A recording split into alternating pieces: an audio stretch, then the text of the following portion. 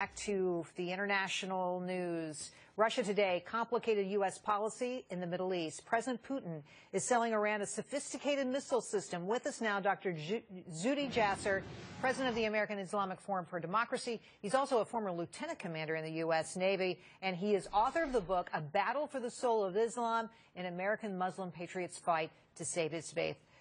Zuhdi, welcome back to the show. So good to see you here. So Russia lifting this ban on a missile system. Wow. Is this not a direct rebuke to the U.S. and Israel? It's not only a rebuke, it's basically a sign that they're moving ahead as if the sanctions have already been lifted. And the only thing that held back Russia was in 2010, the United States and Israel put enough pressure that they stopped, and they weren't going to be involved in the Ukraine and Georgia. Now they're basically saying, oh, the sanctions are lifted, so we're going to go ahead and move forward. And these missiles, by the way, what are they doing? They're sending a missile, they're sending a message, rather, to the world that Iran will be defended by Russia against attacks from Israel. These are surface-to-air missiles. So this is very frightening, and it's upping the ante, Jerry, about sort of the Middle East rush for an arms race, that it's not just nuclear, but conventional arms race. Yeah, it really doubles down on the stakes. Mitt Romney talked about this on Fox News Sunday. I want you to hear what he had to say.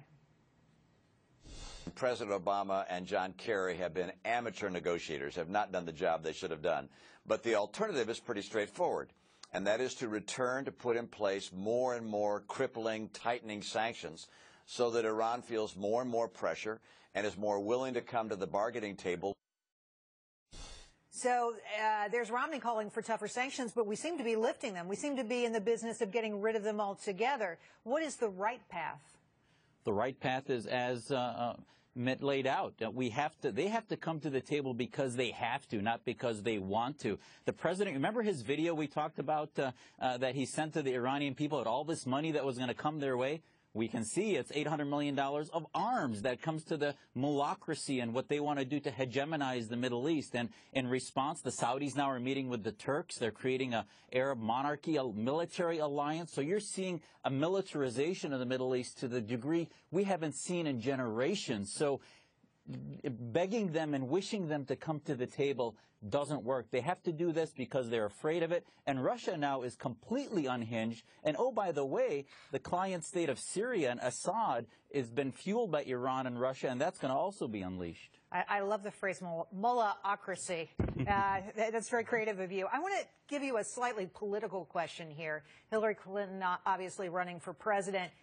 Is she in any way the author of some of the incredible events that have taken place in the Middle East? I mean, is she going to be graded harshly by Republicans for her role at the helm of what is really America's negotiating table?